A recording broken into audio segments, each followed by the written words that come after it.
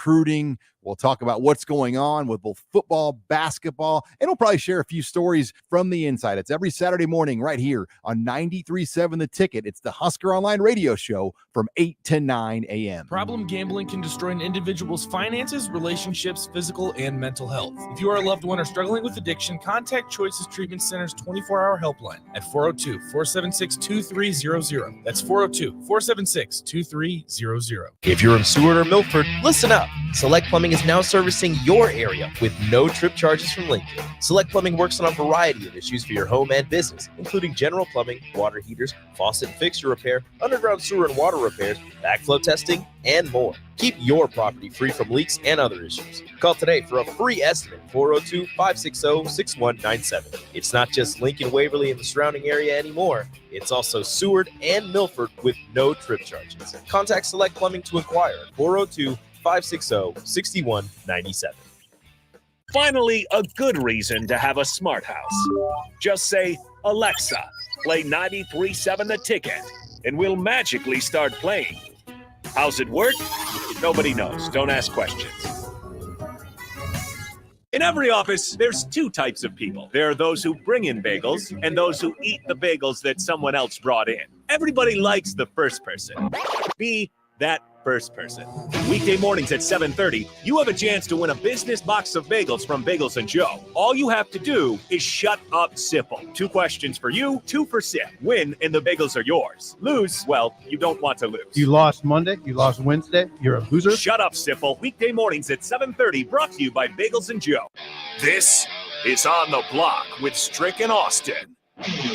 Nebraska Basketball Hall of Famer and 9-year NBA vet, Erick Strickland. Strickland for 3! And you're going to go out of here as the Big 8 tournament champion. Middle school basketball coaching legend and Duke basketball shooting coach in his mind, Austin Orman. Coming at you live from the heart of Lincoln, America. On air and online at theticketfm.com. Brought to you by Mary Ellen's Food for the Soul. This is On the Block with Strick and Austin. Coming at you on a Wednesday, Austin Orman and Erick Strickland with you for the next 2 hours, courtesy of thanks to Mary Ellen's Food for the Soul. Check them out down at 29th and Pine Lake Road here in Lincoln. Open for you today through the weekend. I'm in Lincoln, Stricky on the road. Stricky, the bricky interior, that's a new look, my friend. It's a little something new every now and then I'll throw into the mix. Indeed, we know you're about that. Good show on the way for you today. We'll, of course, get into plenty of Husker basketball. They're on the road at Indiana today. Just what would a road win mean for the Huskers? What would it do with 5 conference games remaining? Right now, the Huskers sit in 6th place in the Big Ten. How high can they climb? How far can they fall? We'll get into that and plenty more throughout the show. We'll talk some NFL as well. Of course, the offseason is upon us in the NFL. We're getting ready for the NFL draft here in just a couple months in April. What do the Bears do with Justin Fields? And Caleb Williams, Drake May, Jaden Daniels to some degree have all drawn some of those comparisons to Patrick Mahomes. What are the numbers to look at? Who are the guys in the NFL now that might have some of those Mahomes-ish qualities? Do those 3 draft prospects have any of them? We'll get into that. But Strick, I want to start here.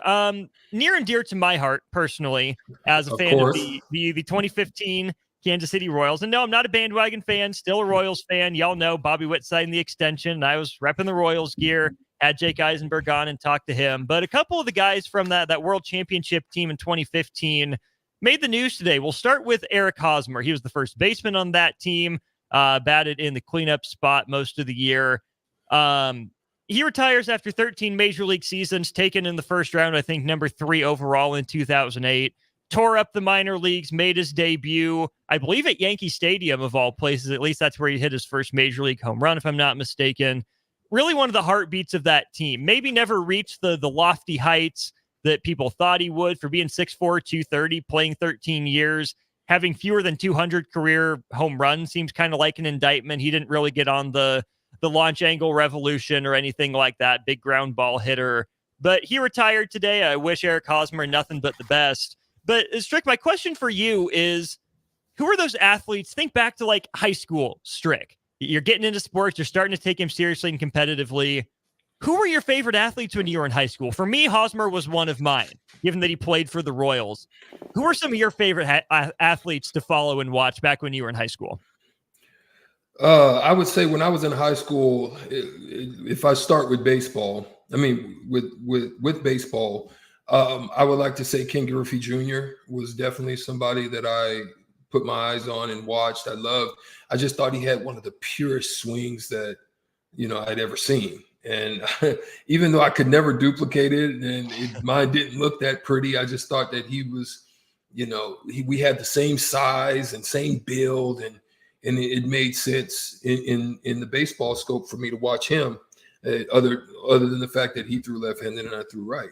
But on basketball, I tend to pattern myself after what I liked. So for me, it was Gary Payton. Watching him in high school in his early years was somebody that I tend to watch and observe and wanted to emulate the way that he played the game. I would say I love the way he got after you defensively. I love the way that he hounded you. I love the way that he posted you up. And so it was a lot of things about his game. Mookie Blaylock was another one that I really, thought highly of. And a lot of those guys were guys that were mostly on the defensive side of things is what I liked about them. It wasn't necessarily their scoring prowess, but it was definitely their defensive abilities is one thing that I liked about them. On the football side of things, I loved Bo Jackson. Just somebody with that size and to run 4.3s and 4.1. I think he ran like a 4.1 at his size and just, but he can slam it with the best of them and hit with the best of them and sprint with the best of them and run you over. It was Walter Payton. I loved his running style. I loved Eric Dickerson's running style. As a receiver, I would say I loved Michael Irvin and I loved Jerry Rice. Guys that were kind of my size and just weren't necessarily burners because I wasn't either, but guys that I knew that caught anything that came in their space, in their realm, and would handle their business out there. And that's what I loved about them. So those were some of the guys that I enjoyed. How much of Bo was the Auburn factor? Yeah, that had a lot to do with it. Yeah, because I got a chance to see him as a young man at Auburn, and that was something also that I definitely took a liking to. And Charles Barkley. I mean, Charles was unique because I loved Charles. I would say not only because he was from Auburn, but I loved Charles because of the fact that he was undersized, right? So when people looked at me and they always looked at my size and the fact that I could guard 6'8" guys and 6'9" guys, they didn't take that into account. They just said, oh, he's a 6'3" guy, so he's a guard. No, I'm just a player, right? So I love that about Charles because Charles didn't care. Like he was like, I'm going to dominate you. And he led the league in rebounds at one point in time. And he dominated the glass and physically was imposing. So I love those things about Charles Barkley. And so I like that too. So those two Auburn guys were guys that I definitely love. Text line the questions out there for you as well. When you were growing up, you were in high school. Who were your favorite athletes? Who were the ones that you wanted to be the ones you made sure you watched? I'm glad you brought up Charles Barkley, Strick, because he's a guy that I think about at, I know his playing career. I can look up his stats and whatnot, but I think of him as the goofy guy on Inside the NBA, right? I know we know some basketball, but he's the funny one. He's the comedic relief in some ways. Strick, I don't think I fully understand the impact that Charles Barkley had on basketball and just how good Chuck was at his peak. Yeah, I mean, listen, he could go coast to coast. And then once he got that jumper and then he could start stretching you, he became really tough. I mean, he would go block your shot. I mean, he would, throw you an elbow. I mean, he was one of those guys that you just didn't want to mess around with. And I love that about him. Round mound or rebound. Few things here from the text line. 0177 says Houston Rockets James Harden. Okay. Interesting one. Harden definitely has his fair. I would like to know why. Fan. Yeah, why Harden? 017. I would love to know that. I would. I really would. Now, look,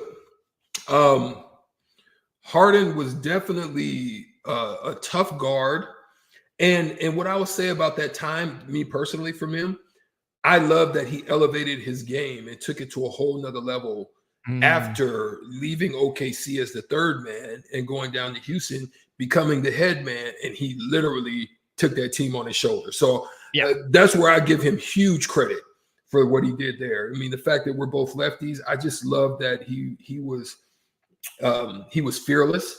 He would come at you in so many different ways. He had a tremendous handle at his size, and but then he was an extreme. He was a great beneficiary of the fouls at that time. You know, you touch him. He knew how to manipulate the referee back in those days. So I thought that was pretty good. Right. To your point too about just making that leap, right? I think that's what Jordan Poole tried to do and going to Washington. He wasn't able to do it. So yeah, we can talk about the foul baiting and how the Rockets never made it out of, the West into the NBA Finals with him. But that shouldn't diminish just how much he changed basketball. Just what he was able to do in taking on that huge, volume load of playmaking and scoring, and was able to elevate his game. Jordan P on the text line says Vlad Sr., Ken Griffey Jr., Dave Justice, and Andrew Jones. That's a fun list. Andrew Jones, I remember a little bit of growing up. We have Bernie Williams, Don Mattingly, Michael Jordan, and John Elway. We got to vote for Steve Garvey. Some Boston fans here, Stricky. Someone saying Rajon Rondo. Wow. Yeah. I mean, he was one of the best to do it at his position at that time as well. I also I'm not going to say specific player for a reason. I'm going to say I loved baseball when it was the McGuire-Sosa battles, right? I'm also going to say some people may not like this, and that's okay, because to me, Barry Bonds was still him. Regardless of what you apply to him on the PEDs, the fact remains you still have to put bat to ball, which is one of the hardest things to do in the game. And at the time, there were so many things out there that you could use that maybe you didn't know or you thought was just supplemental. And if you got caught slipping on it, then it was unfortunate that you had to bear the consequence of that. Now, I'm not going to say that was the case with Barry. I don't know the full story on that, but I will say that I still loved Barry because he was, he was solid defensively, not necessarily the biggest arm, but boy, could he slug it. Absolutely. We got a follow up from our Harden fan. Says he was absolutely unguardable. His step back was disgusting.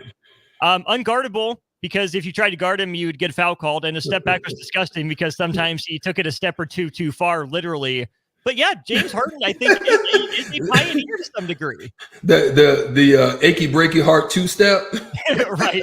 The Texas 2-step, yeah. The Texas 2-step, yeah. He did the Houston 2-step regularly. I mean, he implemented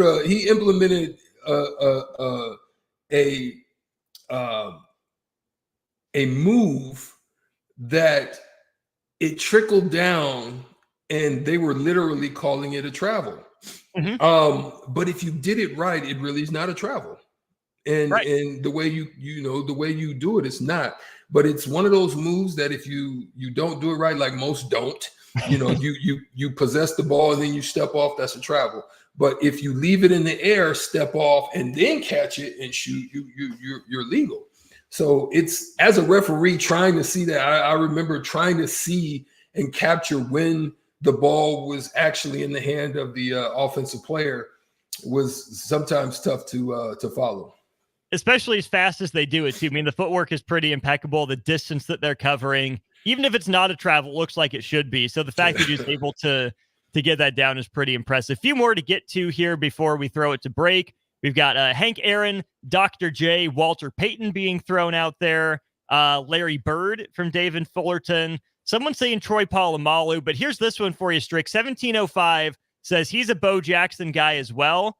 So much so that he named his two kids Bo and Jackson. Wow, that's crazy. On the defensive side of football, I'm going to say I loved Ronnie Lott. I loved Deion Sanders. Just how dominating they were at the position. I love Darryl Green. Just a small-sized guy, tremendous speed that can get after you. I loved Mike Singletary. You know what I'm saying? I loved the way that Mike Singletary held down. Another undersized guy, right? Yeah, held down the position. Now, obviously, it was heavy in the run back then, so he didn't have the great speed at the position. Now it requires you to have a good balance of speed and quickness and the ability to cover out of the backfield a lot more than you probably had to at that time. But yeah, I love guys like him too. On the text line, Ronnie Lott was submitted by 0849, so kindred spirit there. Also, that same person threw out Christian Okoye, which is a heck of a pull. That's fantastic. What about there. Reggie White? Yeah, I actually love Reggie. I actually loved Reggie White. So humble, just so humble. But he come off that edge. I seen a couple of plays where he came off the edge and he hit somebody with the right arm and just threw him out of the way and beeline to the quarterback. Reggie White was a beast. Speaking of Reggie's, got one from Coach Bowens at Lincoln Lutheran. Reggie Miller. Yep, I was waiting for a Reggie Miller for sure. Coach, congrats on the win last night, 50-45, Lincoln Lutheran over Tri-County. They didn't do that, right? They followed through with Reggie Miller. They put the points up. Warriors take down Tri-County. Coach, good luck tomorrow night. And I think it's at the district final for my Warriors, so definitely pulling for them. We'll take a break. When we get back, we'll go over Nebraska, Indiana. Keep sending in those athletes you idolize, the ones that were your favorite in high school. We'll definitely keep that rolling here throughout the show. The Omaha Supernovas are back in action this Wednesday, February 21st versus the Columbus Fury at the Nationwide Arena in Columbus. The Mullen Motors pregame show with Derek Pearson and Renee Saunders starts at 5 p.m. with first serve at 6. Make sure to tune in to the next Ag Appraisal and Realty postgame show right after the match ends. Catch all the action on your flagship station, 93.7 The Ticket, and statewide on the Supernovas Radio Network.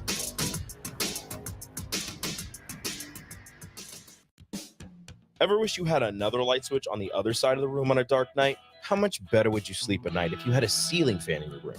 The High Electric Service Department is here to make your electrical what-ifs a reality. Whether you're looking to replace some outdated light fixtures or brighten up your counters with under-cabinet lighting, High Electric can handle all types of residential electrical installations and services.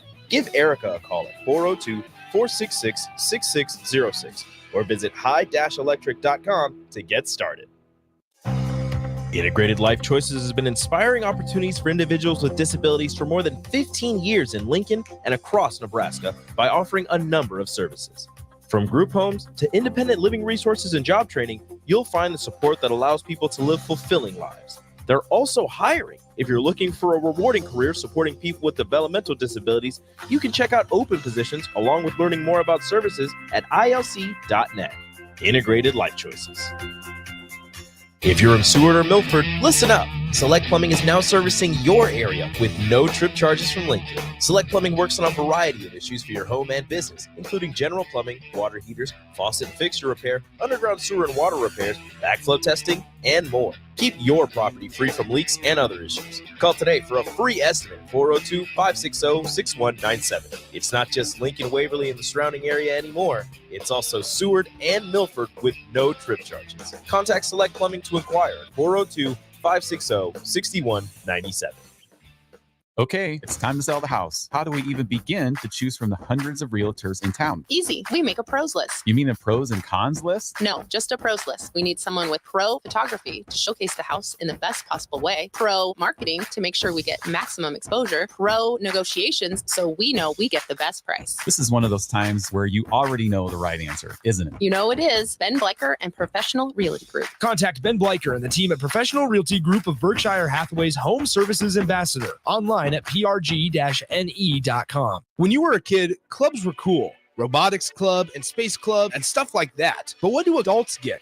Book clubs and quilting clubs? Nah, forget that. How about margarita clubs and old-fashioned clubs? Get to Upside Bar and Lounge for the best clubs in town. Try all 10 varieties of Upside margaritas or old fashions and take home a free souvenir glass. Grab the whole crew and pair it with taco night on Mondays or whiskey Wednesdays. Upside Bar and Lounge at 29th and Pine Lake.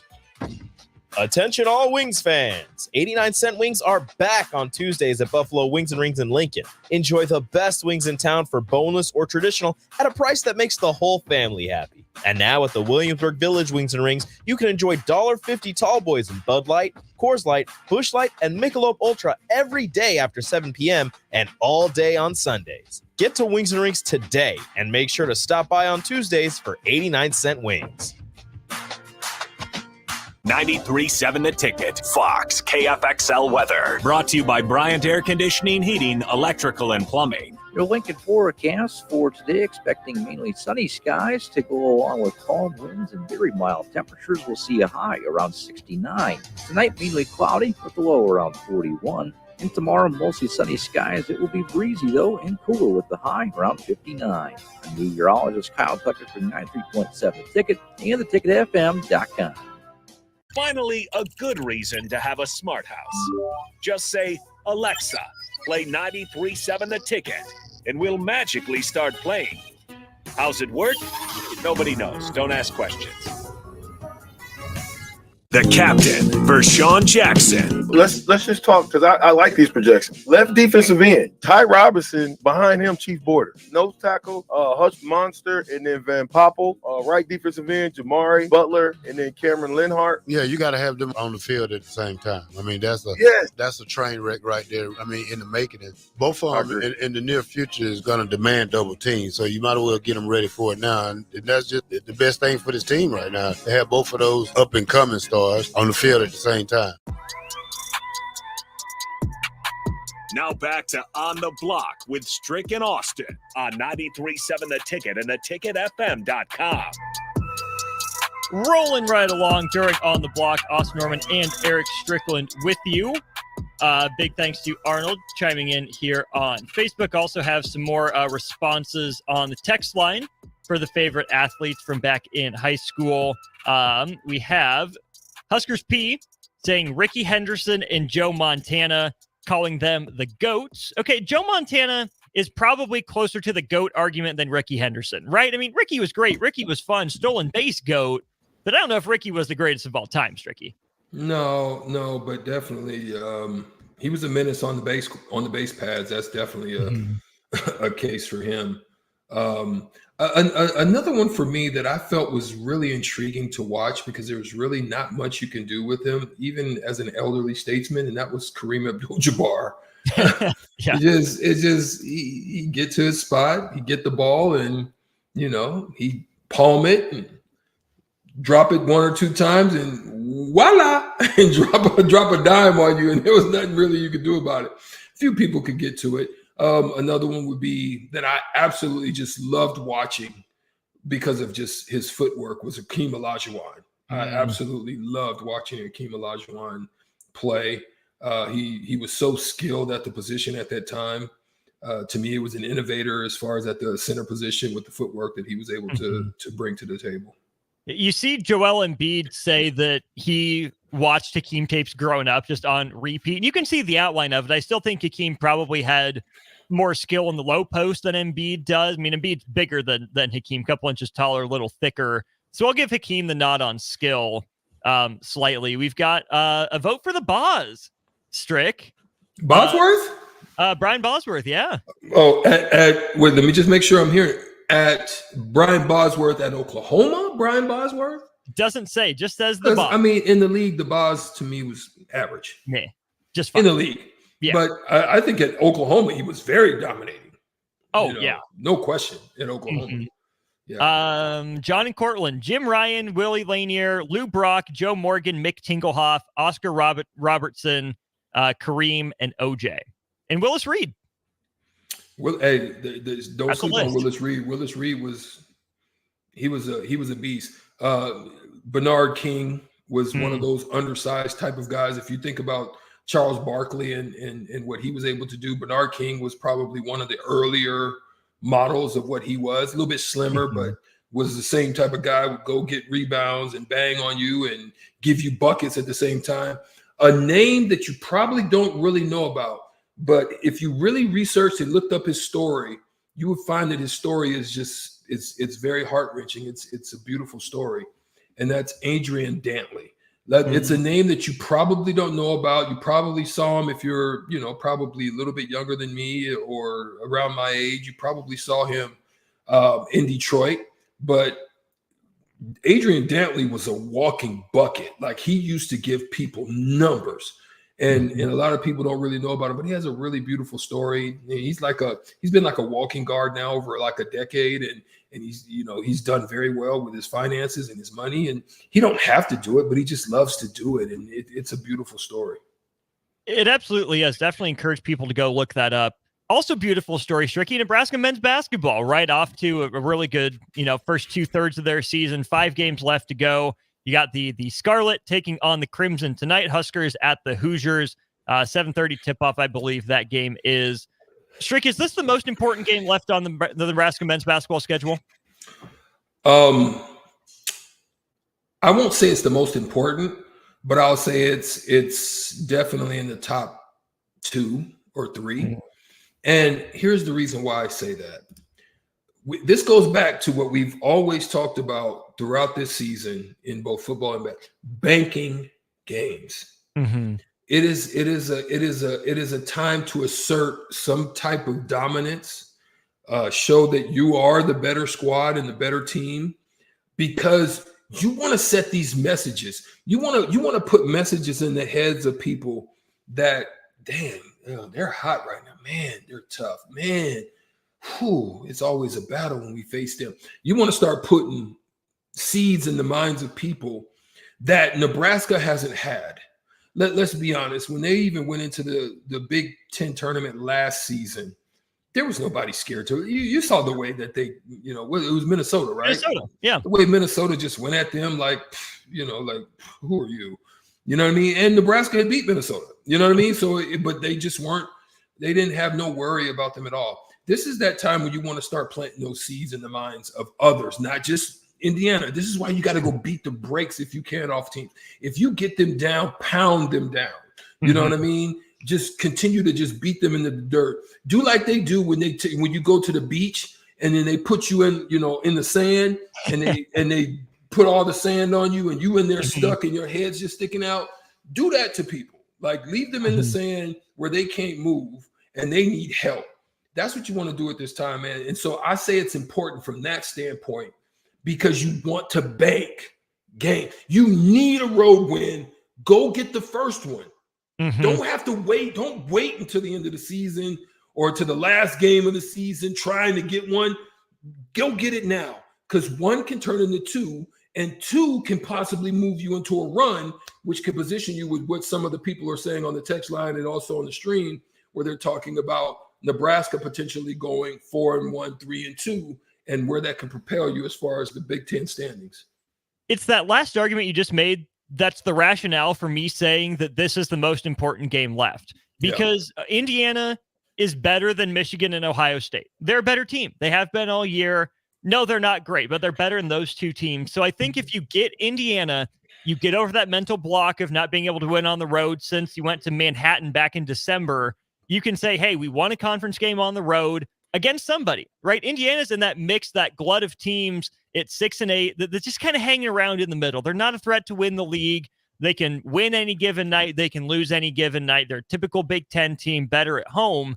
So I think going on the road gives you, to Indiana specifically, gives you a good enough win to feel good about, like, hey, yeah, we beat someone that matters, right? We beat someone with talent that can do some things that challenge opponents, but they're not so good that it should be a scary environment, right? Like, Nebraska's played okay in Assembly Hall.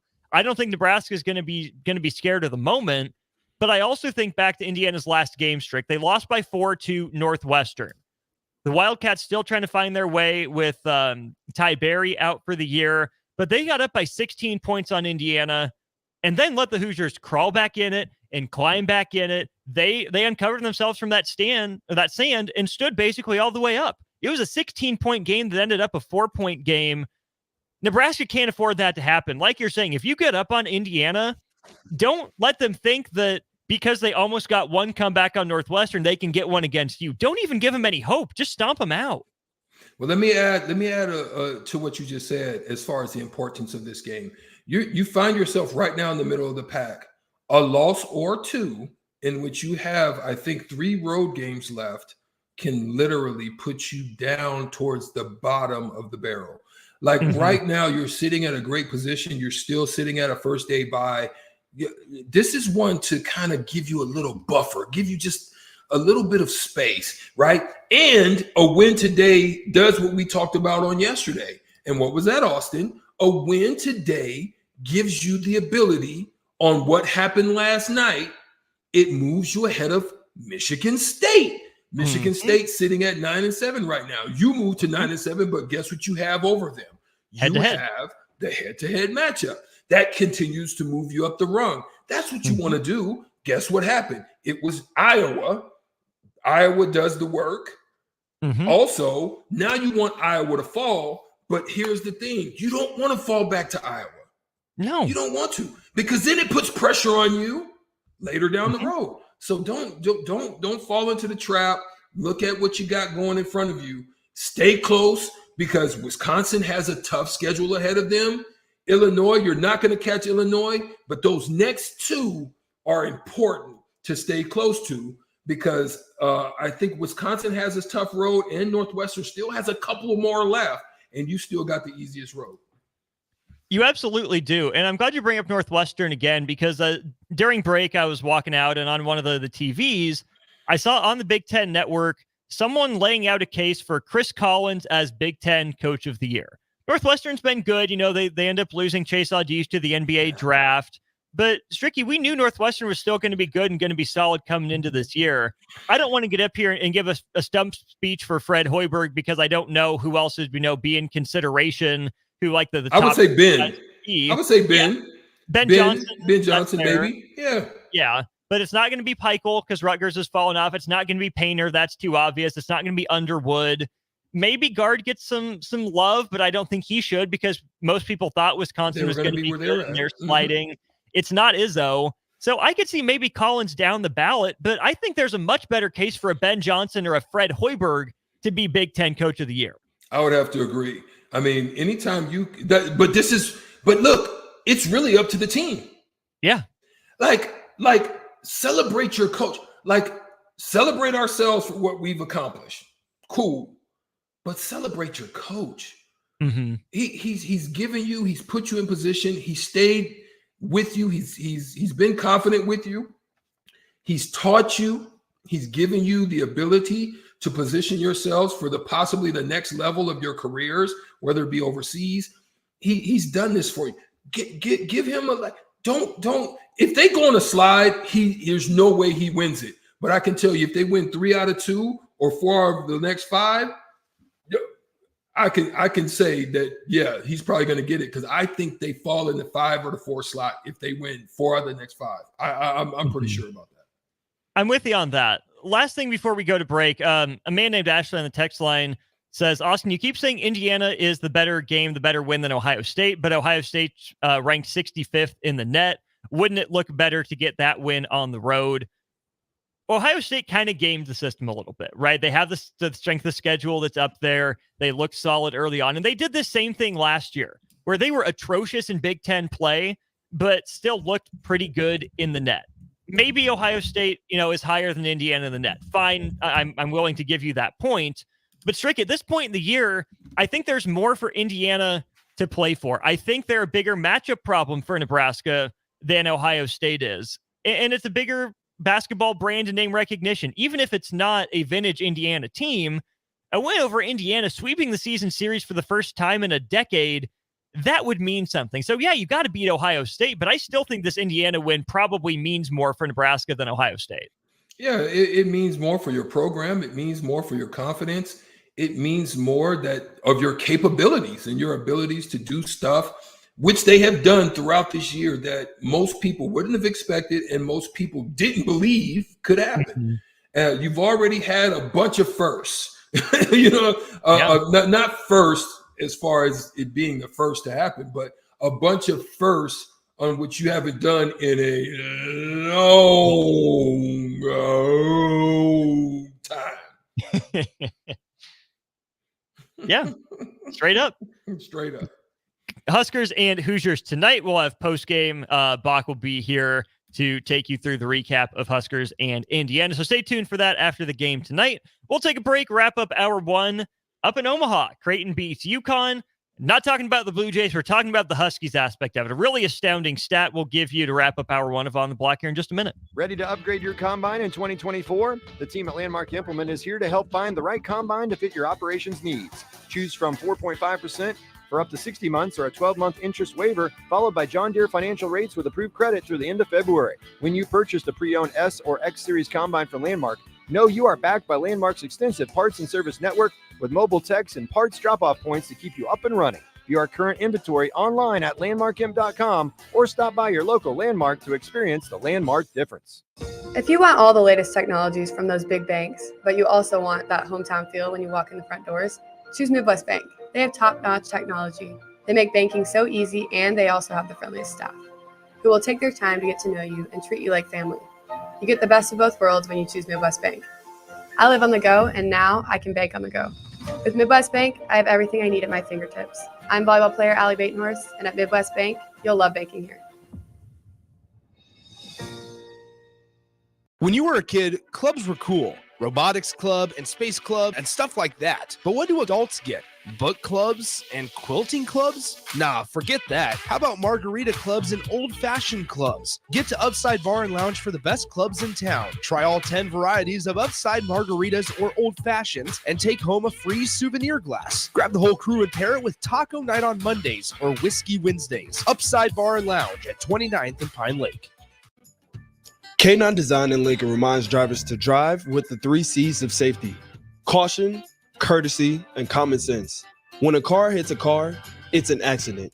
When a car hits a child, it's a tragedy. Safe driving is every driver's responsibility. K9 Design offers quality dog grooming and retail store for your fur baby. Set up an appointment at 402-465-8760. They're located at 1401 North 56th Street. The staff at K9 Design cares about the safety of your 2-leg and 4-leg kids. Problem gambling can destroy an individual's finances, relationships, physical, and mental health. If you are a loved one or struggling with addiction, contact Choices Treatment Center's 24-hour helpline at 402-476-2300. That's 402-476-2300. Rosie's Sports Bar and Grill, open for lunch and dinner at 1501 Center Park Road. Finally, a good reason to have a smart house.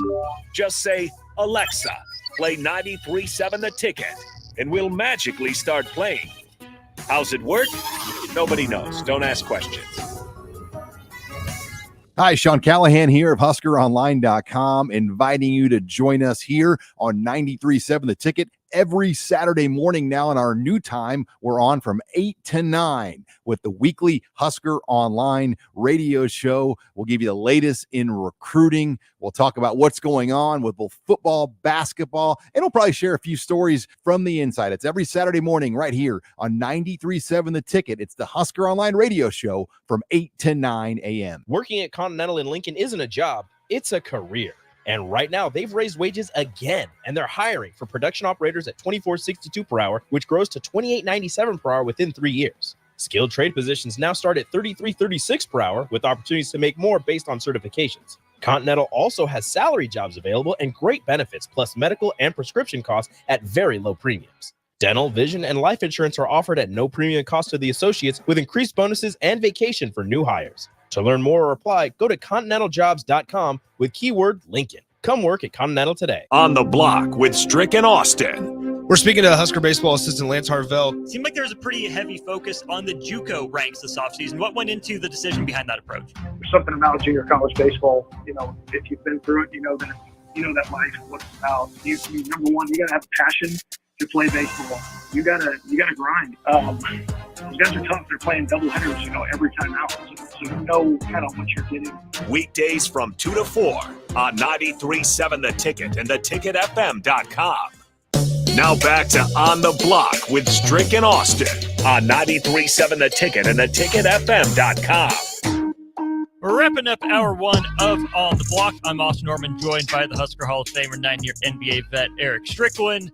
UConn got blasted last night by Creighton. Jays win 85-66 up at, what's it called now? CHI Health Center up in Omaha.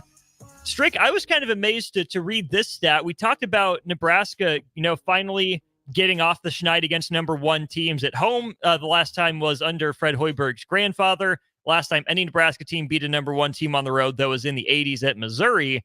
But Strick, Creighton had never beaten a number one team. They did it last night. They stormed the floor up in Omaha. Cool. Congratulations. Good for you, little brother. You get it. You get it done. But here's the thing that stands out to me.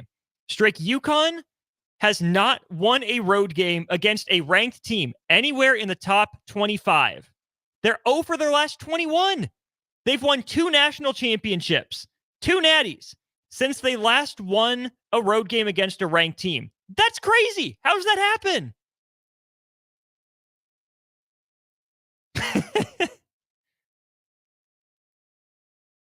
Yeah, 2 thumbs down. That's how it happens to be 0-21 against ranked teams on the road in the last decade. That's look. Let me. At least Nebraska ain't in that category, right? Yeah.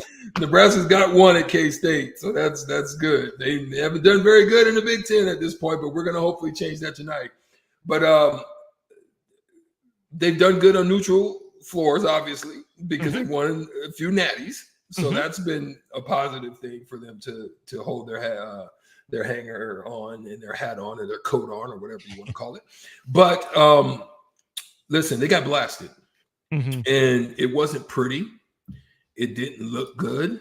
Hung in there for a little while. But your boy, where I talked about the matchup, it was won by Kalkbrenner. Yeah. 15 to 12. Didn't have a big night at all, which they just kind of canceled each other out. And then it added up where it was going to be. It was going to be in the scoring department from other folks that you thought maybe would have, obviously Newton is phenomenal. He had a great game going 10 for 21 for 27 points. But here's where the numbers hurt you. 18%. Look, I don't care who you are. If you're taking 16 shots from the 3, but you're only 18%, here's what happens in those situations. You get long rebounds. You get breakout opportunities. Creighton loves that. They love to get out in the open court. And guess where the victory was won? Similar to what they did to Nebraska. 54% from 2, so they're very efficient. They ran their offense. They made you work. They didn't get killed. They beat you on the boards. Close. They margined out on the boards.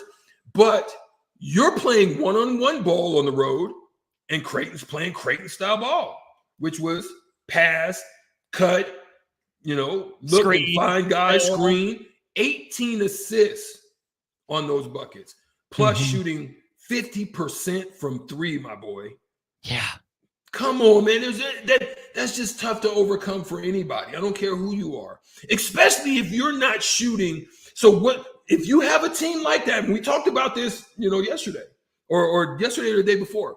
If you have a team that has an overwhelming advantage in one of the differentials, you're going to have a balance in the differentials in order to cover it. You cannot have a deficit, especially in the same differential in which they're gaining 3 for your 2s. It's just one of those things you can't overcome. So guess where your difference has to be made up at? You have to be on the attack. You're not shooting the ball well. You got to be downhill on them, and you got to be at the free throw line.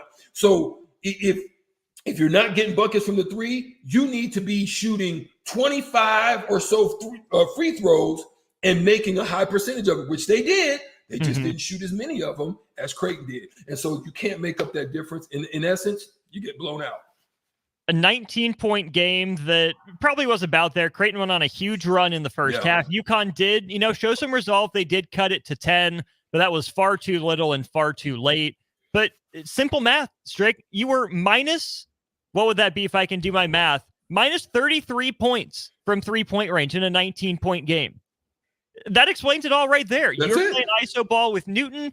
Like you said, Creighton was moving the ball. It looked like some pretty vintage Creighton basketball stuff, and we know they have the ability to do that. So my last question of this hour for you is, on the UConn front, does this knock them down a peg in terms of how likely they are to go back-to-back? Was this a blip on the radar, their first loss in 2 months, or does this expose something about UConn that you think other teams might be able to take advantage of? No, but what it does do is, we talked about this yesterday, how can Purdue get themselves back. They're going to have a couple of opportunities still to win a couple of quality games. I think they still have to play Illinois, and I think they still have to play Wisconsin. Yeah. So they still have a chance to ring up. Now, I haven't looked at UConn's schedule, but what this could do to UConn is it could be a setback because of the way that you lost. Now, you go on the road against the top 25 team and you lose by 8 points or 6 points. Nobody's going to bat an eye in that situation, Austin. Mm-hmm. Nobody's going to, nobody's going to be sitting over there kind of tapping their temple saying, I don't know about this UConn. But now you get blasted that bad on the road, you can attribute it to bad shooting. There's a lot of things you can attribute it to, but if Purdue can make a nice run, do what they continue to do, and take out those two opponents, they'll probably fall back into the top spot with this type of loss. Right. The final 4 games for UConn, they host Villanova, they host Seton Hall. I believe it was Seton Hall that knocked him off. Yeah, so they went to Seton Hall and lost by 15.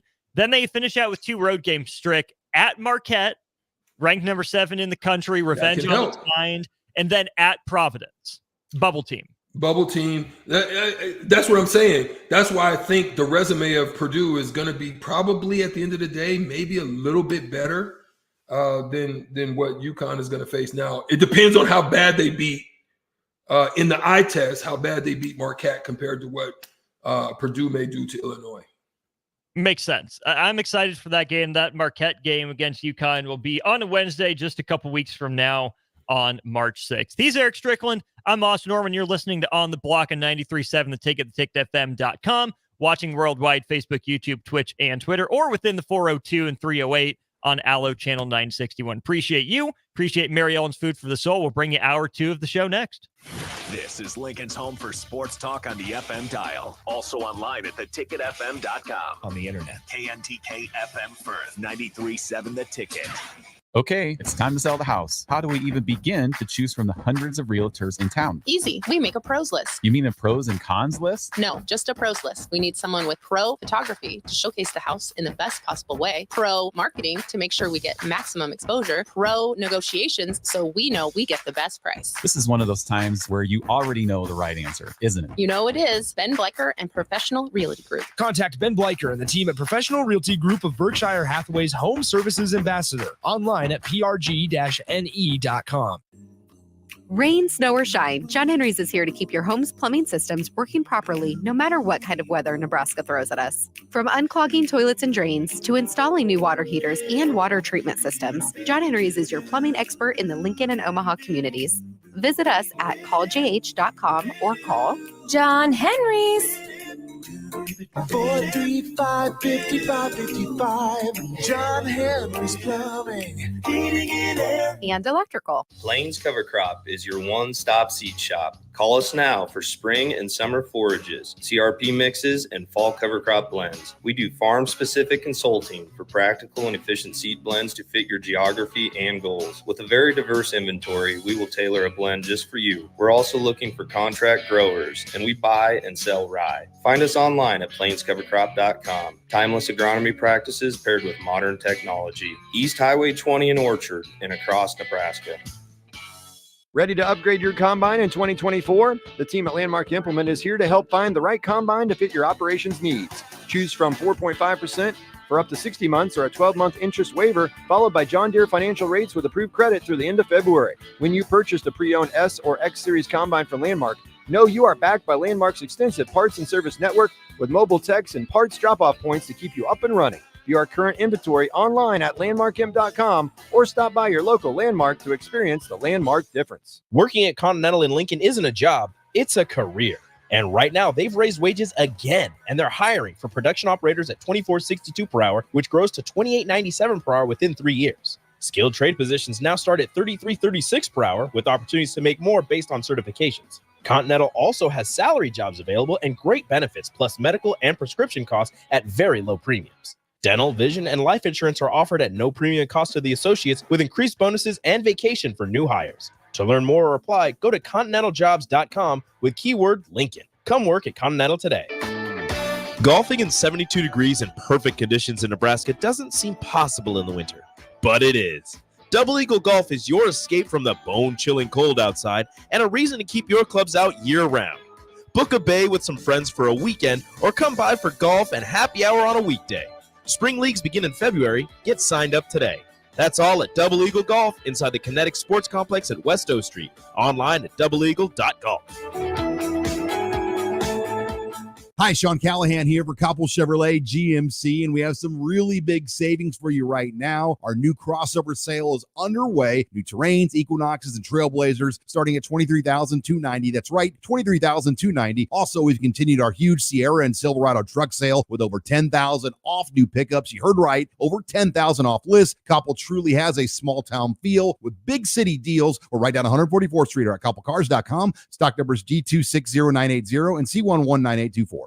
You're spending $300 a month. Binge drinking is the most common form of excessive drinking, which costs the United States more than $191 billion each year. By drinking less, you will save $300 a month. If you or a loved one is looking for help, find a treatment facility near you at findtreatment.gov. For immediate support, call, text, or chat 988. Brought to you by Nebraska DHHS in partnership with SAMHSA. In every office, there's two types of people. There are those who bring in bagels and those who eat the bagels that someone else brought in. Everybody likes the first person. Be that first person. Weekday mornings at 7:30, you have a chance to win a business box of bagels from Bagels & Joe. All you have to do is shut up, Sipple. 2 questions for you, 2 for Sip. Win, and the bagels are yours. Lose, well, you don't want to lose. You lost Monday, you lost Wednesday, you're a loser. Shut up, Sipple. Weekday mornings at 7:30, brought to you by Bagels & Joe.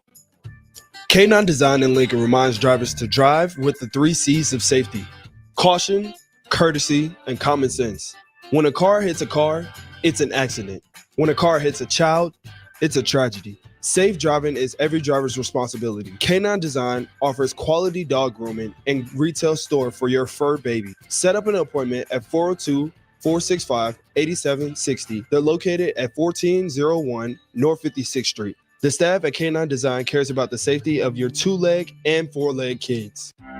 At Fairway Meat Market, you're family, and as part of the family, they want to save you money on your meat and groceries. Now through February 25th, enjoy USDA Choice New York strips for just $5.88 per 8-ounce cut, fresh pork belly for $2.99 per pound, and for ticket listeners only, snow crab clusters for $8.99 per pound. That's all at Fairway Meat Market in the Rockledge Square Shopping Center, just south of 84th and Van Dorn.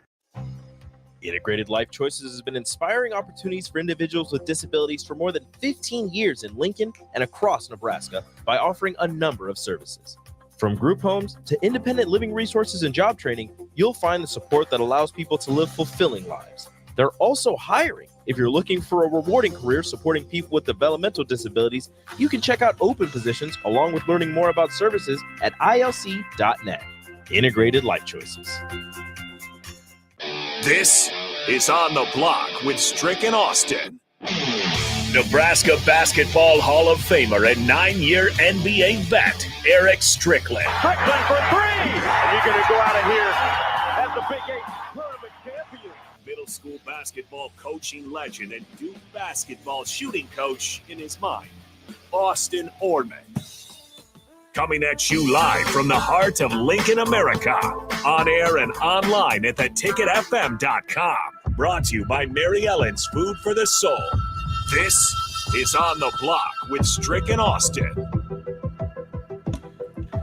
Welcome back to On the Block. He's Strick here. It is the second hour of On the Block. We thank each and every one of you for continuously joining and staying tuned in and standing on the block, chopping it up with us here 2 to 4 every day, 5 days a week.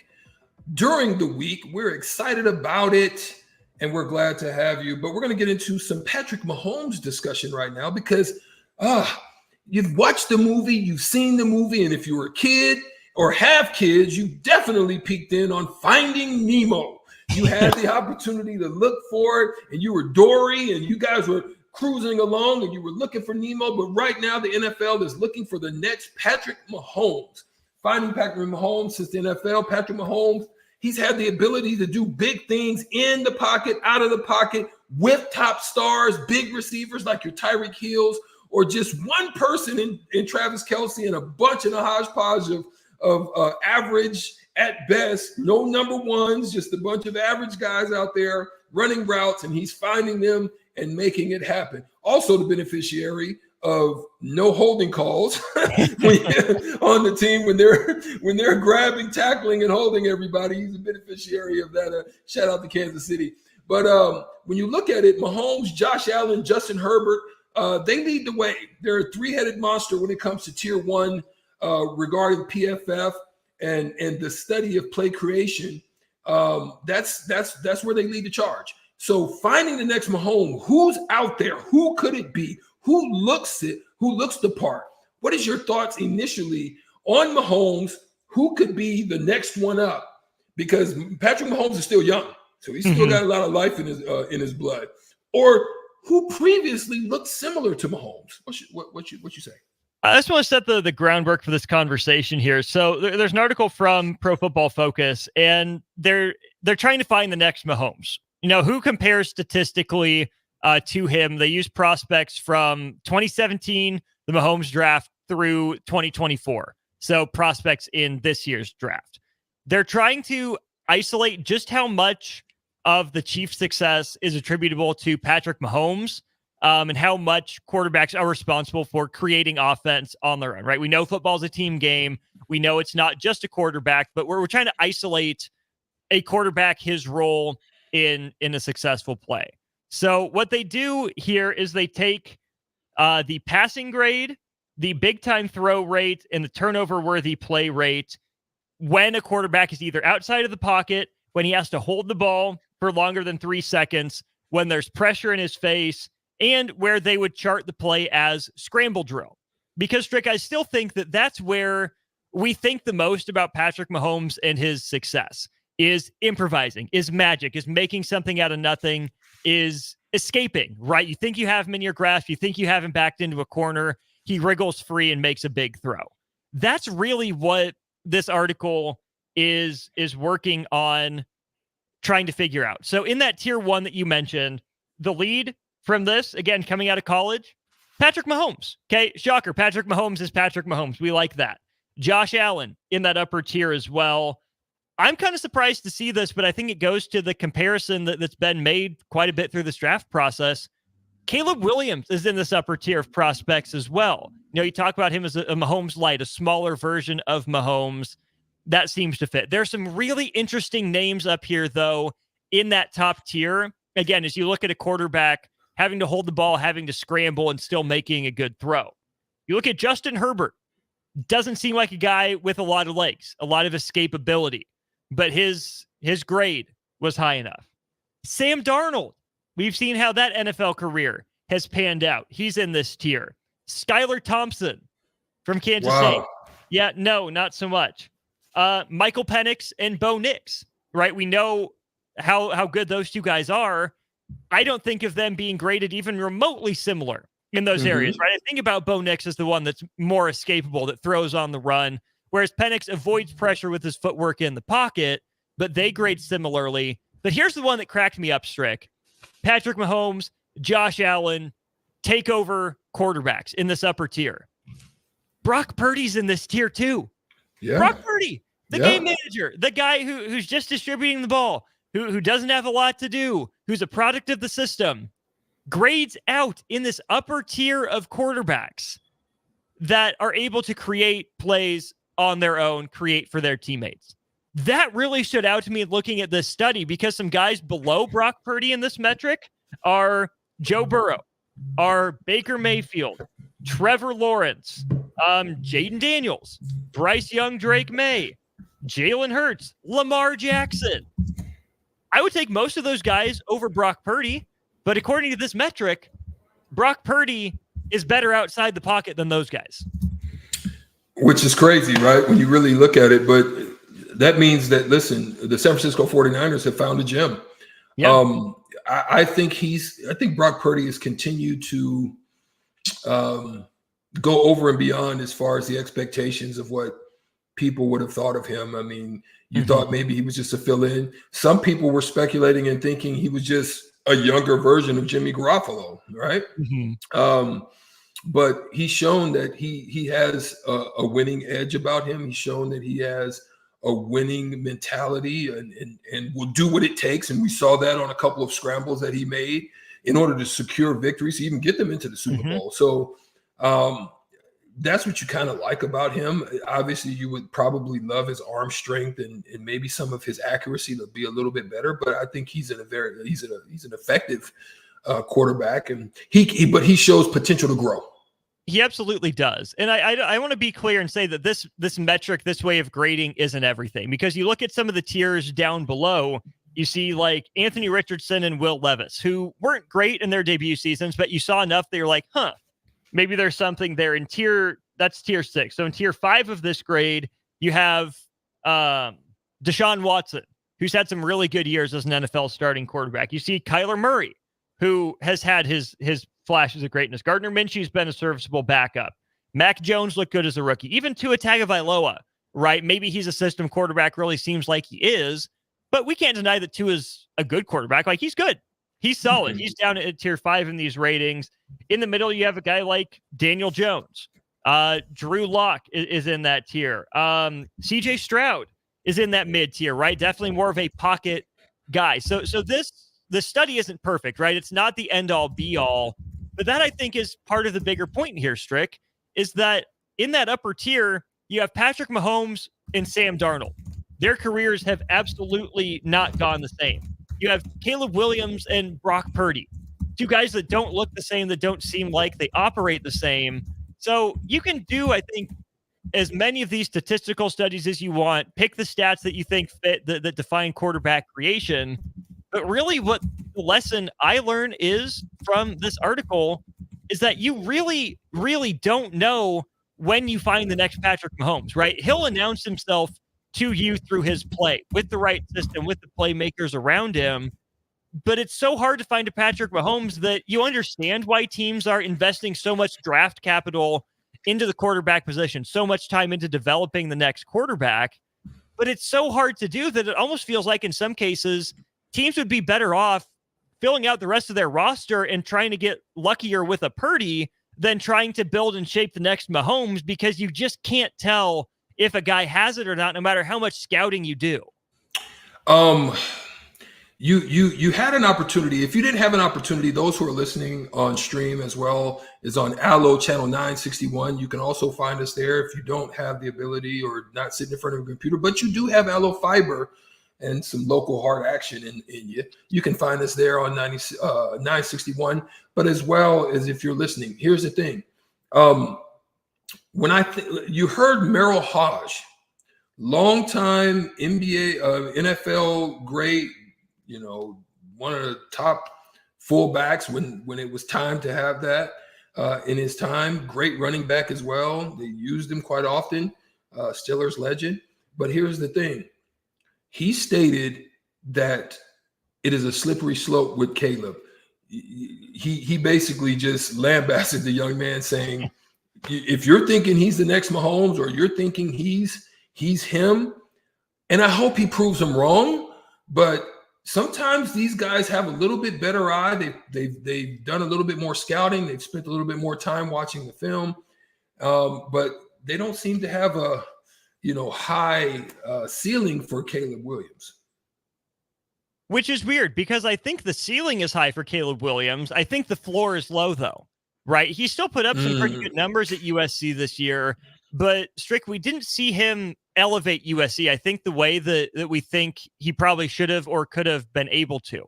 You see the arm talent. I'm not just talking about strength. You see the touch on the intermediate and short throws. You see the deep ball accuracy. You see that he can get outside the pocket and scramble. You see that he can throw on the run. I don't think talent is quite the issue. I don't think even work ethic is the issue, right? I think Caleb Williams has a pretty good head on his shoulders and is going to work hard at being an NFL #1 quarterback, at being the face of probably the Bears, but if not, then, the Commanders or the Patriots or wherever he ends up going. It just seems like there's something mental with Caleb Williams, right? Where you can't exactly put your finger on it, because again, I think he's a hard worker. I think he's a competitor, but then you hear some of the comments he's made. Well, I don't know if I'm going to declare for the draft if I don't like the place that drafts me. And again, for a guy that's that talented, you expected it from Mahomes at Texas Tech, where there wasn't much of a roster around him. He was some nobody prospect, 3-star at this point. The Tech had to take a flyer on because that's really, the type of guy they could get. Caleb Williams was highly rated, right? He's a guy that you expect to be able to carry a team, even when it might be unfair to ask it of him. It just seems like there's something missing with Caleb Williams that I hope he's able, for his sake, to figure out in the NFL. Yeah, I don't know why. I think he's a better version of him. I would say his footwork is probably a little bit better, but he just reminds me so much, Austin, of Dak Prescott. I think probably his arm strength is maybe better than Dak's, but he just style. Let me just say stylistically, he looks to me kind of like Dak. Now, I think he may exceed him. I think probably the closest version that we've seen as of late of what Mahomes has become, would you agree, is probably Russell Wilson. A prime Russell Wilson back in the day. Russell Wilson. Would you? I can see where you're coming from with that one. Keep talking to me. I can see where you're coming from. Yeah, I'm just thinking and trying to look at just the way that they were able to create more opportunity and time, and when things seemed to boggle down or break down. Russell Wilson in his prime had a knack for just being able to give that extra time that was needed in order to make things happen. What I was surprised to see, though, Austin, I was surprised to see Joe Burrow so far down, but a lot of that is attributed to his sack rate. Now, for me, a comparable of Joe Burrow would be Tom Brady. Now, please don't knock me on that. I'm just saying, just don't seem to have the agility and the ability to just, find space, that knows how to use his footwork to get up in the pocket and create throwing opportunities, but just not necessarily in a scramble mode.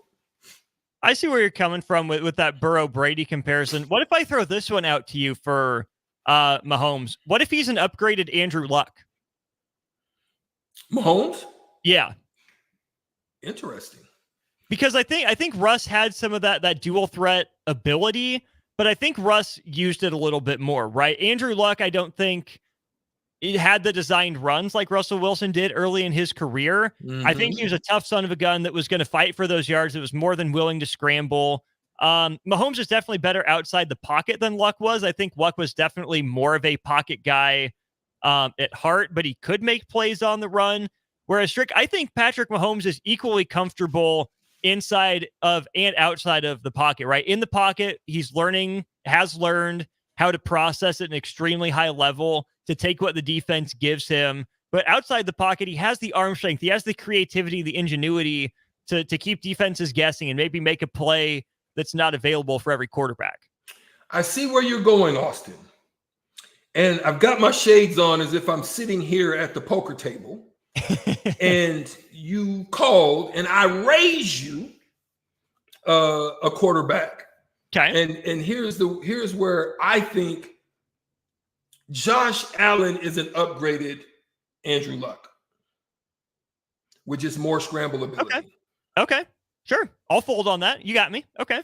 That's the way I would view it. I think Josh Allen, I'm going to say, I don't know what the freak happened to Stephon Diggs. I don't know if I don't know if Stephon Diggs know what happened to Stephon Diggs. But it's hurt. As I look at that Bills team right now, and shout out to Jay Foreman, I'm not gonna kill you too bad. But boy, would I love to see Josh Allen in a Vikings uniform with Justin Jefferson. Oh, Hawkinson. Oh. I don't know. That's just me throwing out, you know what I'm saying, a wish list on Christmas. Minnesota with him. I mean, I'm just throwing out a wish list on Christmas. I think if he had a Justin Jefferson type, boy, that would be some danger. It'd be like Kenny Loggins in the danger zone. Highway to the danger zone. Oh yeah. I'm with you on that one. I'm rolling. I'm absolutely rolling. Strick, I want to get to this too on Patrick Mahomes before break. I think about how the conversation around Patrick Mahomes has shifted since he took over, right? Think about 2018 Patrick Mahomes. throwing the deep ball, getting outside the pocket, flipping it with the left hand, the sidearm, underhand stuff. Underarms, arms are like this. A lot of people are sure. Austin, there's a lot of sure, dynamics underneath, and he's underarming people. Yeah, he's pulling that off, and he's taking the league by storm. It's incredible. To this last year, Strick, Patrick Mahomes, there's this tweet going around about the average depth of target for his touchdown passes this year was less than 5 yards. Yeah. Patrick Mahomes had to become a game manager. Yeah. So before, in 2018, it's, he's too wild, he's too reckless, he's not going to get away with this stuff forever, the league will adjust. He's got to learn to take what's available and check down. Now get to this year, the conversation is, well, is Patrick Mahomes really so great? He's just a game manager. He didn't throw it deep. We don't know if he's still got it in him. And that, to me, is the mark of greatness and the mark of a quarterback that has some staying power, because he's shown he can win both ways, and people are nitpicking, right? You're not going to have it both ways very often, where you have the deep passes, you have the checkdowns, you have the intermediate stuff. I think the fact that people are bringing up that conversation about Patrick Mahomes shows just how good he is, that he's at the level that people have to nitpick him to find something wrong with the way he plays football. Yeah. But that always happens with the greats, right?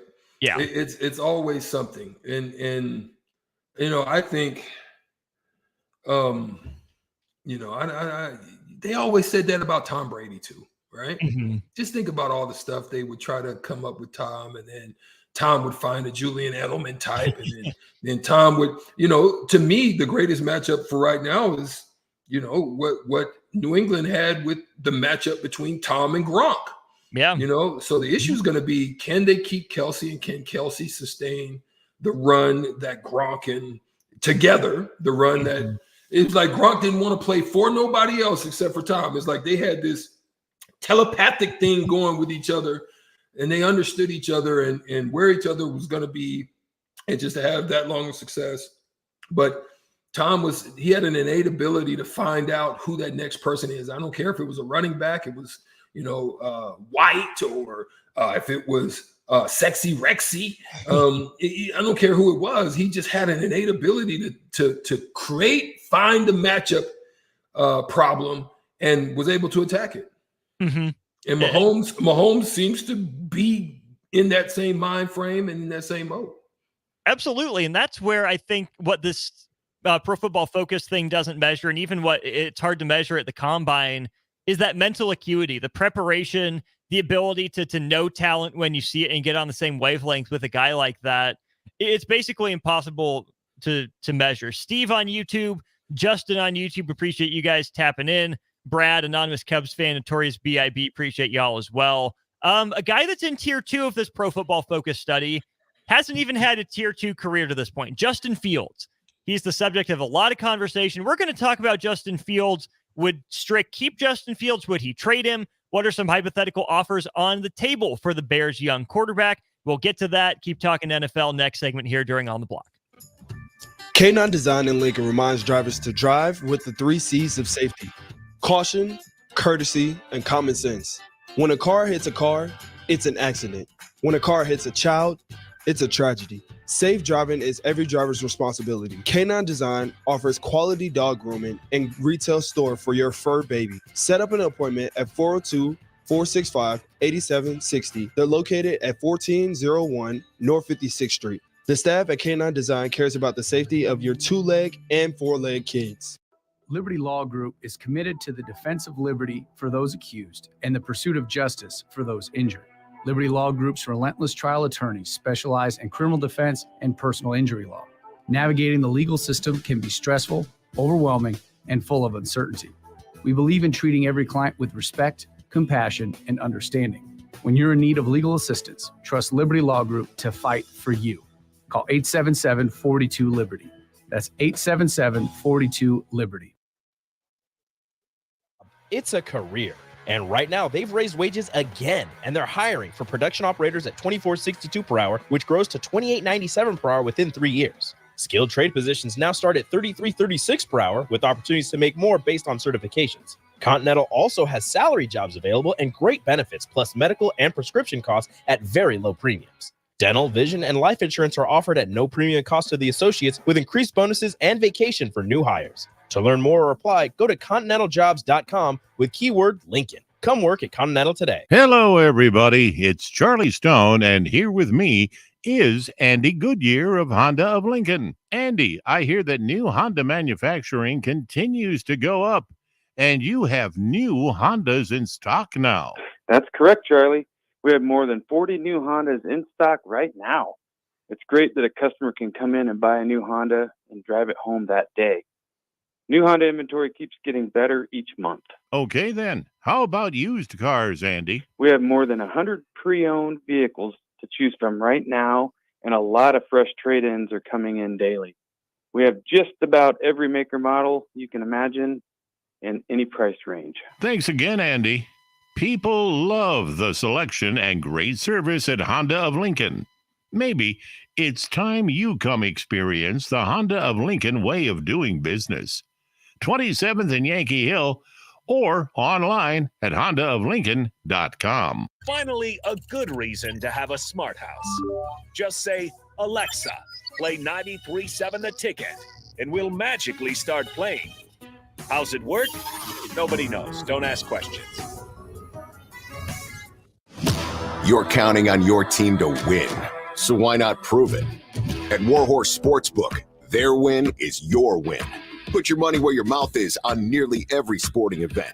Use the Warhorse app to check odds and build your bets before placing your wagers in person at Warhorse Casino in Lincoln or Horseman's Park in Omaha, including live in-game betting. No bets, no glory. Wagers may only be placed on Nebraska-based teams when played outside the state of Nebraska. Must be 21 or older to gamble. Gambling problem? Call 1-833-BET-OVER.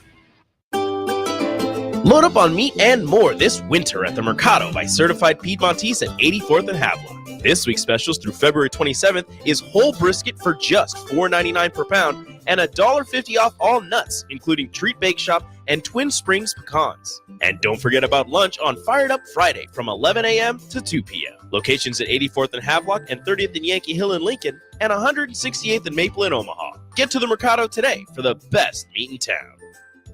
Looking for a job that feels like family? Join Lincoln Industries, where tradition meets innovation. They're a family-owned, privately held manufacturing company with a passion for excellence and a commitment to their community. They have openings on all shifts at both the main plant and air park facilities, offering flexibility to fit your schedule. Whether you're a seasoned professional or just starting out, there's a place for you there. At Lincoln Industries, they invest in their people's success, providing opportunities for growth and advancement. Apply now and become a part of something special at Lincoln Industries.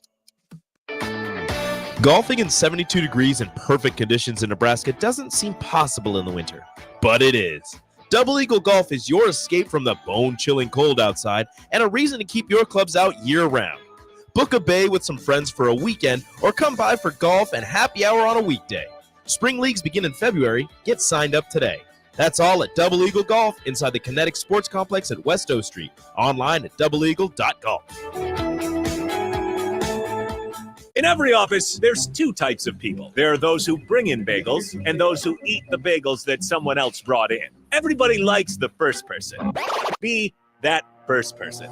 Weekday mornings at 7:30, you have a chance to win a business box of bagels from Bagels & Joe. All you have to do is shut up, Sipple. 2 questions for you, 2 for Sip. Win, and the bagels are yours. Lose, well, you don't want to lose. You lost Monday. You lost Wednesday. You're a loser. Shut up, Sipple. Weekday mornings at 7:30, brought to you by Bagels & Joe. Start your Sundays off right with Jeff and Nicole Essink on Fitness Fanatics. Jeff and Nicole discuss health and wellness, how to achieve fitness goals, and more through the life of gym owners and gym goers. It's Fitness Fanatics from 9 to 11 a.m. on Sundays on 93.7 The Ticket and theticketfm.com. Now back to On the Block with Strick and Austin on 93.7 The Ticket and theticketfm.com.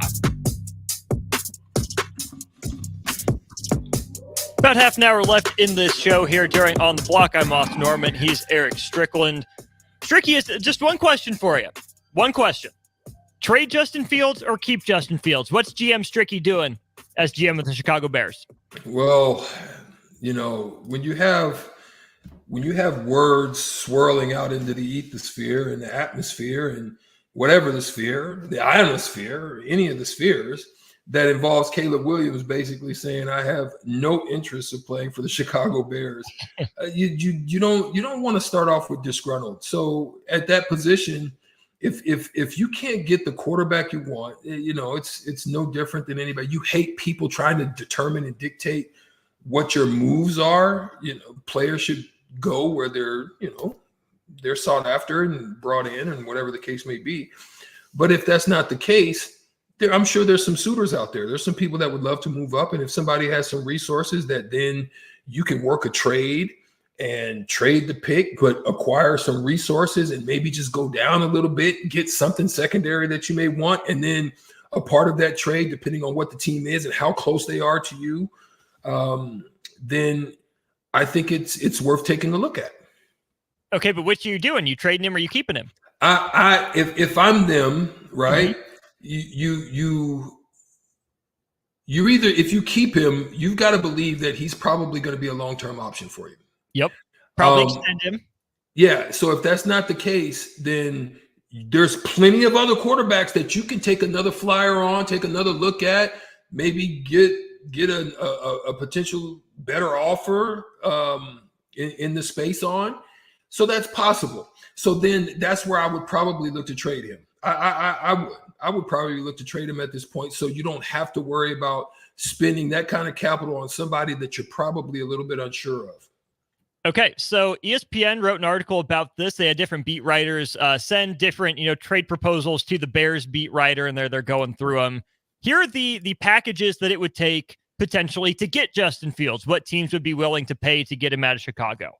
The first team, the Pittsburgh Steelers, would offer this year's second round pick, which is number 51 overall, and a fourth round pick this year. Is a second round pick and a fourth round pick this year enough for you to want to move Justin Fields to Pittsburgh, Stricky?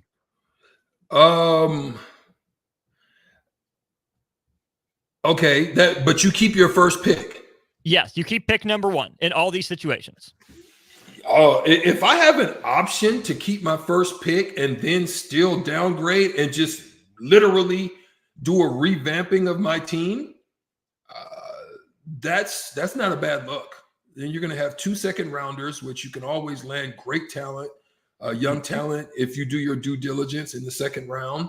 And the fourth round is still a good round at which you can find some good talent. Anywhere from the first to 4, I think is good talent-based rounds where you can find what you're looking for. I think you probably want to stack up on your line, either side of the line for you.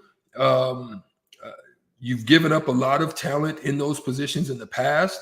I think you feel okay with your secondary at this point. Do they have even a number 1? Are they happy with their number 1 at the receiver position? Is there somebody out there? This is where you can kind of do your evaluations and figure that out. So that's okay. Now, who was that? Raiders? Raiders have a need. Raiders have a need. That was the Steelers. Oh, that was the Steelers? So for me, when you look at the Steelers, right, obviously they're ready to pull the plug on Kenny Pickett. They're ready to move on from him. He's been hurt. He's been ineffective. They've even went with Mason Rudolph over him to run the offense.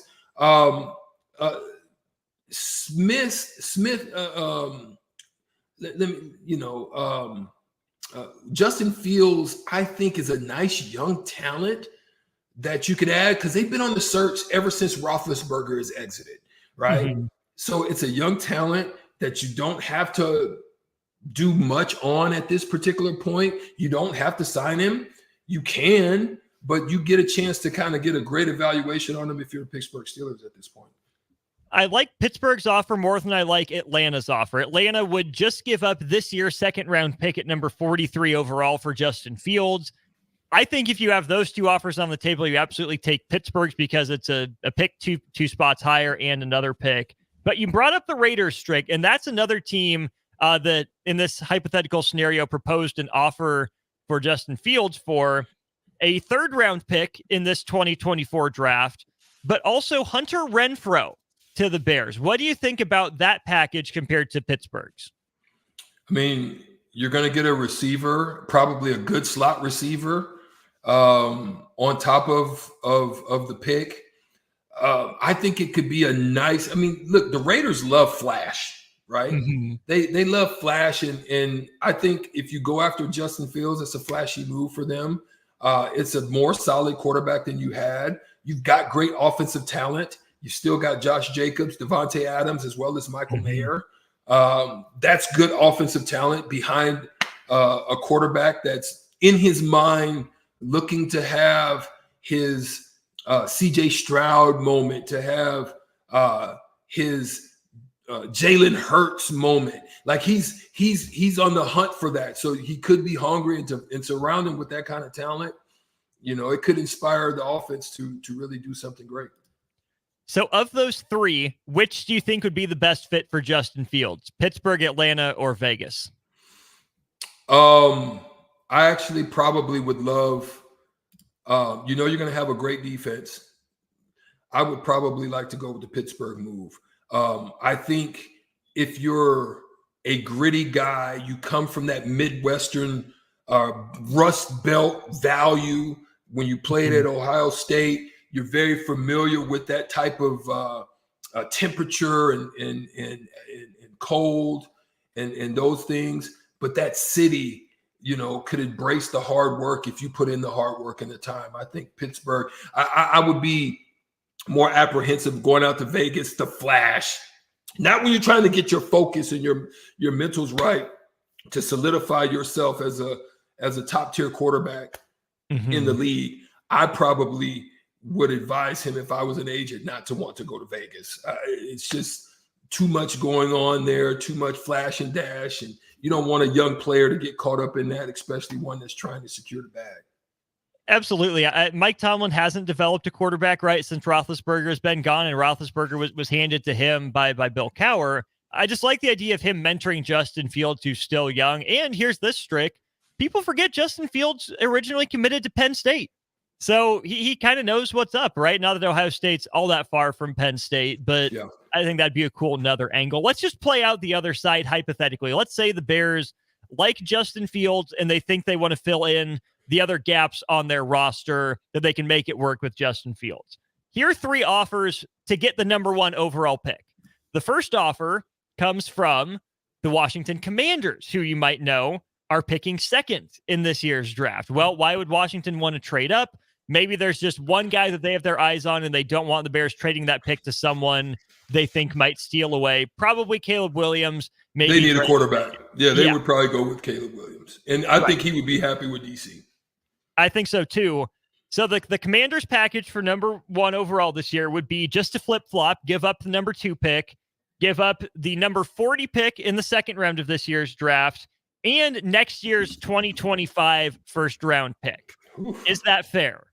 Let me hear the other ones first. That's very fair. Okay. New England. Very fair. New England is in this conversation as well. They would give up the number 3 pick, the number 34 pick in the second round. That's the highest one of those we've heard so far. And then also give up next year's 2025 first round pick. And then here's the dark horse, I think, Strick. The Falcons would give up the number 8 pick, which is interesting because the Bears also have the number 9 pick, so the Bears would have 2 back-to-back. So the number 8, a 2025 first and second, and a 2026 first and second round picks. And who was that? Atlanta. So here's the thing. You're not going to get the Caleb, but you can get a good one. Down at 8, you're down at 8. You're still going to get a good one. Because not everybody that's picking before you is going to need a quarterback, but there's still an available quarterback that's possible. It's just going to depend on if it's the one that you feel fits your style. I actually like that.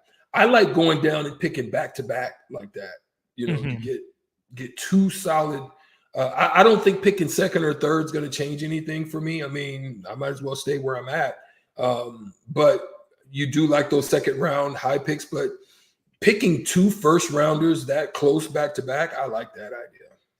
And you get another first round in next year's draft and the year after that. So yeah, I would be very interested in picking up the phone if Atlanta called both, if they want to trade for Justin Fields, and I'm Chicago and I really like Caleb Williams, most likely, maybe Drake May. But if I think Justin Fields is good enough, that he needs a new offensive coordinator, and that we can use those 2 first-round picks to help us make our decision on whether or not we want to extend him this year, I go for that. I really like what Atlanta's offering for that number 1 pick, Stricky. I actually like that too, as I began to listen to it. And you've got a great running back already with you. Now, I'm talking about not just a great running back. I'm talking about one that has versatility. Yeah. To come out of the back, he can make those dump offs a little bit easier for you, so and help you in the run game. So I actually really do like that for Atlanta. We'll take a break here. We'll wrap up on the block here in just a sec. We have Supernovas pregame at 5, so Jay and I will just have a quick hour on Old School after this. No crossover. Jay's on his way. We'll be back to wrap up on the block. I'm Moss Norman. He's Erick Strickland here in just a sec. Go Hog Wild Pit Barbecue. It's $5.99 barbecue time. Hurry to Hog Wild for a complete barbecue meal that's only $5.99. Get a 1-meat sandwich loaded with our award-winning barbecue, plus your choice of a classic side and drink for just $5.99. Upgrade your sandwich to beef brisket for just $1 more. Join us for lunch or dinner in Lincoln at 3210 Cornhusker Highway. Order online at GoHogWild.com. But don't be late, we close at 8. Hi, Sean Callahan here for Koppel Chevrolet GMC, and we have some really big savings for you right now. Our new crossover sale is underway. New Terrains, Equinoxes, and Trailblazers starting at $23,290. That's right, $23,290. Also, we've continued our huge Sierra and Silverado truck sale with over $10,000 off new pickups. You heard right, over $10,000 off list. Koppel truly has a small town feel with big city deals. We're right down 144th Street or at KoppelCars.com. Stock numbers G260980 and C119824. 93.7 The Ticket, Fox, KFXL weather. Sponsored by John Henry's Plumbing, Heating, and Air Conditioning. Your Lincoln forecast for today, expecting mainly sunny skies to go along with calm winds and very mild temperatures. We'll see a high around 69. Tonight, mainly cloudy with a low around 41. And tomorrow, mostly sunny skies. It will be breezy, though, and cooler with the high around 59. I'm meteorologist Kyle Tucker from 93.7 Ticket and theticketfm.com. The Mill Coffee and Tea, formerly with 4 Lincoln locations, but now 5 Lincoln locations. That's 25% more locations than there used to be. Can you even imagine a world where there's only 4 Lincoln Mill locations? Feels like ages ago. We were all so young then. The Mill on 11, located right alongside the 93.7 The Ticket Studios at 1040 O Street. Action Plumbing, Heating, Air, and Electric is the call I make when I have a need for plumbing services. Whether it's for my home or office, if I need a repair to a water heater, softener, or even my garbage disposal, I know I can count on Action to help. In one simple call, their amazing customer service team promptly schedules a service call, often getting to my needs within a day. Action delivers honest quality services we can count on. To learn more, visit actionlincoln.com. February is National Pet Dental Health Month. At Parkview Animal Hospital, their skilled doctors and staff can help identify and treat a wide range of dental issues. If your pet is showing signs of bad breath, abnormal chewing or drooling, reduced appetite, or refusal to eat, now is a great time to speak to a member of their team and help get your pet back on track to a healthy lifestyle. Call Parkview Animal Hospital today at 402-423-6939 to learn more about their discounts on dental cleanings, procedures, and hygiene products. Integrated Life Choices has been inspiring opportunities for individuals with disabilities for more than 15 years in Lincoln and across Nebraska by offering a number of services. From group homes to independent living resources and job training, you'll find the support that allows people to live fulfilling lives. They're also hiring. If you're looking for a rewarding career supporting people with developmental disabilities, you can check out open positions along with learning more about services at ilc.net.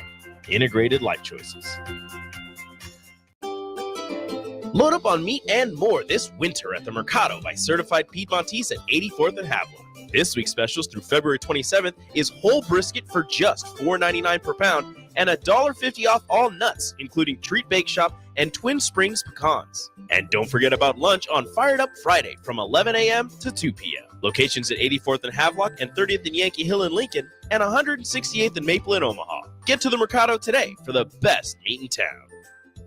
Empower a life today with the Teammates Mentoring Program. Change is only a conversation away when you choose to share your wisdom, time, and heart with a young mind. Together, we can craft a brighter future, one child at a time. Ignite a spark of hope and be someone's guiding light. Find out more about becoming a mentor by visiting teammates.org. Become a beacon of change by joining the Teammates Mentoring Program today. Start your Sundays off right with Jeff and Nicole Essink on Fitness Fanatics. Jeff and Nicole discuss health and wellness, how to achieve fitness goals, and more through the life of gym owners and gym goers. It's Fitness Fanatics from 9 to 11 a.m. on Sundays on 93.7 The Ticket and theticketfm.com.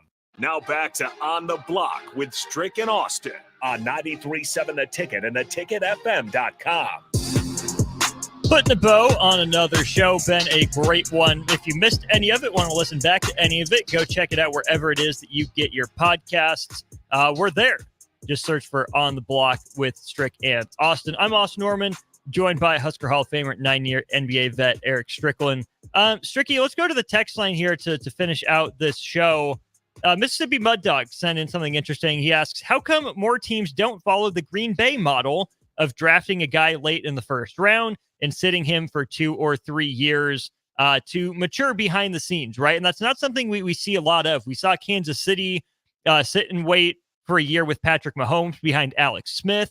But really, Strick, it seems like teams are a little hesitant to follow the Green Bay model of drafting their next guy, with a couple years left with their current guy, right? The Packers did it, Brett Favre to Aaron Rodgers to Jordan Love. Why do you think teams are hesitant to do that? I think because there's a lot of Ralph Tresvants out there, a lot of sensitivity. There's a lot of men with sensitivity. It's one of those things that people don't really like to look over their shoulder now. They don't. You heard it when who was that went on this? He was in an interview, and they were asking him a question about mentoring. Tannehill. Mm-hmm. And guys don't want to do that. No, I mean, why would I want to mentor my replacement? That means you're trying to move me out of the way.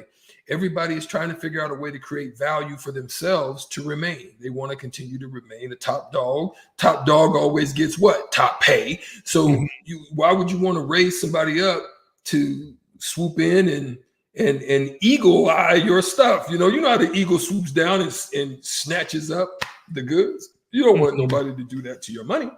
So I think they saw how bad it went. They saw how it made Aaron Rodgers feel. They saw Aaron Rodgers go in and get an MVP thereafter, which makes it harder because now you can't move the guy out of the way.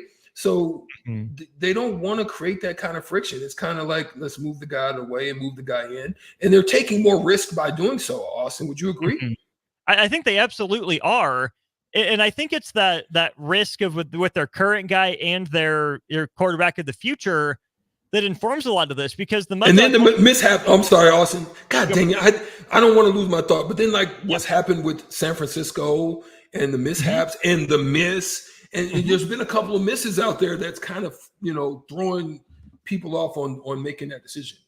Absolutely. And I think the other part of it to keep in mind too is that Green Bay's in an interesting position where they've never really bottomed out. They've always been pretty respectable and not really been in the conversation for that number 1 overall pick. So Green Bay is always drafting, in the teens or the 20s, where you can find a guy like Jordan Love, right? You're not going to get a Caleb Williams level talent, Drake May and Andrew Luck, Peyton Manning, anyone like that late in the first round. So you look at your Herberts and your Lawrences and your Burrows, Fields, Darnold, Wilson, guys like that are Mac Jones drafted that highly. Strick, they didn't have anyone in front of them. Part of the reason their team was able to pick them that high is because they didn't have a capable, serviceable quarterback that helped them avoid those losses. Now, in San Francisco's case, they had Jimmy Garoppolo. They trade up for Trey Lance. Maybe that's a little bit of a different situation. But in most cases, I would say those organizations would kill to have a guy to be there for 2 or 3 years to mentor them, but they're not good. They're maybe even a little bit too pricey, even as like a bridge guy. Quarterback thinks too highly of himself, doesn't want to be that bridge guy, right? He wants to be a starter and get starter money. So I think more teams would be okay with making that selection, but Green Bay has had a pretty nice run where the talent was there for Aaron Rodgers, but there were some questions about the makeup to some degree, right? Maybe a little aloof, a little weird coming from Berkeley. Jordan Love played in the group of 5 level, right? There were questions about him. That's why he was available there. But that's where it's a credit to Green Bay for seeing the talent of these guys, being patient and being a good enough organization to give themselves time to be patient with the next quarterback. Absolutely. And still be able to have some success. But I want to just ask this question, 402-464-5685 before we get out, and it can, be asked and dealt with on the text line through the next phase. But what has happened because I think in the past there seemed to be better, like Kellen Moore types and Chase Daniels types and, guys that were solid, solid backup guys that were really, really good at the craft. I just think the quarterback position has lost just a value of having a premier mentality, a top value of thought process. Okay, I'm not the best guy, but I'm the next best thing, and I can be here as a supporting role because there's so many injuries nowadays that it just doesn't seem to be very good backups these days. What has happened to the quality backups that we used to have in the past? Your Danny Whites to your star. You know what I'm saying? Like what's happened to that? And I think we see that honestly in Nebraska football too. When's the last time we feel good about college? Nebraska quarterback going down and feeling good about the backup? It's been a really long time, and maybe that's development, maybe it's recruiting, and you're always going to feel worse about the second string guy than the first string guy. This happened at Florida State. Right. But that's where I think you look at what Ohio State and even Oklahoma did under Lincoln Riley was they're making sure they have 4 scholarship quarterbacks. Basically, they're taking a quarterback every year, 2 some years, and getting them all ready to play in case of emergency. They know their top guy's good, but they also know that if he goes down because, football happens, they have to be ready. They have to be prepared. And losing your quarterback, some schools, some teams don't treat as an excuse, right? I'm not saying Florida State did, but I also think Florida State kind of put itself in that position where they knew they didn't have another Jordan Travis on the roster.